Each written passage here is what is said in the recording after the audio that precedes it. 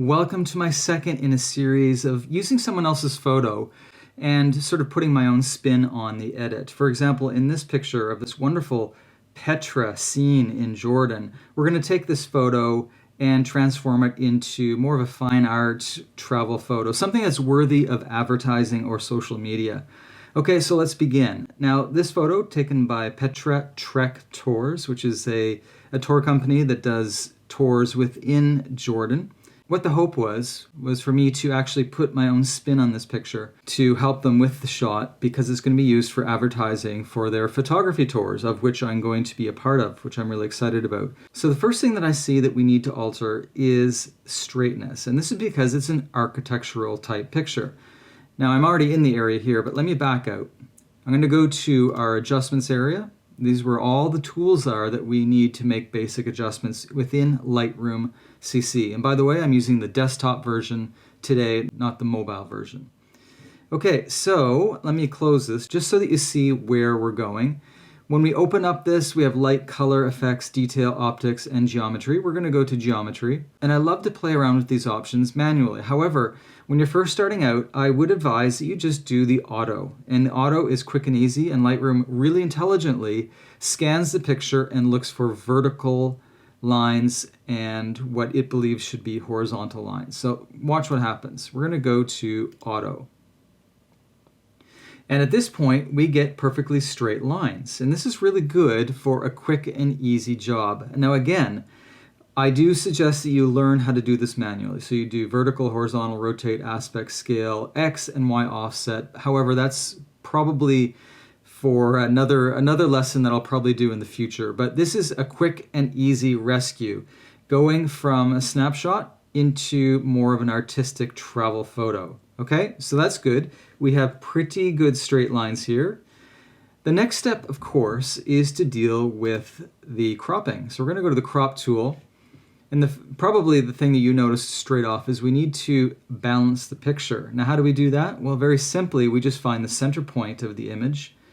And the center point is a little bit debatable, but usually what I would do in a situation like this is I would look for two columns and I would have equidistance amongst the columns. So for example, just see this little, where my mouse is, there's a little head here or a carving. I'm going to make sure that we have the crosshairs of the rule of thirds grid perfectly over the heads. Okay, so that's good. Now, what would you say about all the people?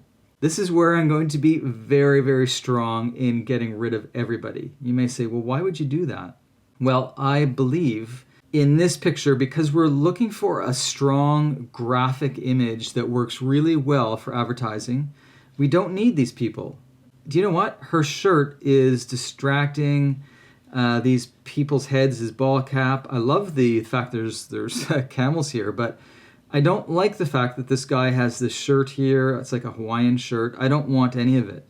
So I'm actually going to crop it out. You may actually get away with having a lower crop so you can see the wonderful base here by just clone stamping or erasing these people's faces down here, their heads, and that's the ideal scenario. So I would think that would be fine. However, I'm just going to go like so. So at this point here, we have a much cleaner shot and it's much more powerful. So we're almost there. It's well balanced. I like the color. The only thing is I'd like it to be a little bit more crunchier. So to create this sort of crunchier effect, for lack of a better term, we're going to go to clarity. And all we do is jack up the clarity. Now, one interesting thing about clarity is that when you do increase it, you get a slight reduction of saturation, which actually is okay. It doesn't detract from the picture to have less saturation.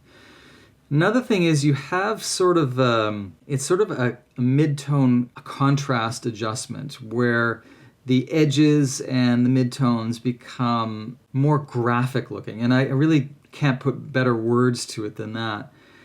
Clarity can be overused though, and it was really popular about 10 years ago to jack up the clarity to make it look unrealistic, almost like a super HDR.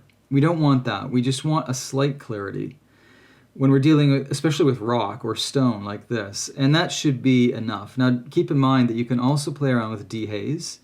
Dehaze is good. It has a different effect, of course, and it slightly shifts the picture a bit to the greenish spectrum of yellow. However, I tend to just like a little bit of clarity when I'm dealing with stone or rock.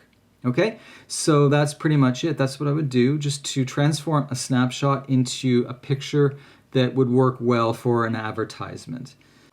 So I'd love for you to join me here in this very location in Petra, in Jordan, plus Amman and other great locations in my upcoming Jordan photo tour. And all the information is at markhemmings.com.